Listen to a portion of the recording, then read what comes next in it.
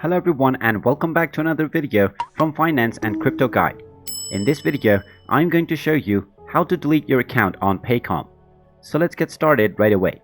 First of all, just open up your web browser and then in the address bar type in paycom.com and press enter. This will then take you into the official Paycom website.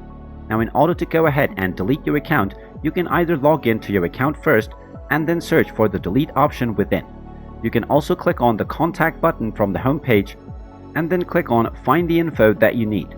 Then from the contact page, scroll all the way down and you can find the various phone numbers and the state branch. Just go ahead and select the appropriate branch for you and then you will be able to find the contact information. You can simply call the given number and ask them for instructions to delete your account. Then you can simply follow the instructions that you can request within your email. Simply follow the link within your email and you will be able to delete your Paycom account. And there you have it. That is how you can delete your Paycom account. If you find this video helpful, make sure you hit that like button and subscribe to our channel if you haven't done so already. Also ring that notification bell to never miss another update from us. Thank you for watching and I will see you again in the next video.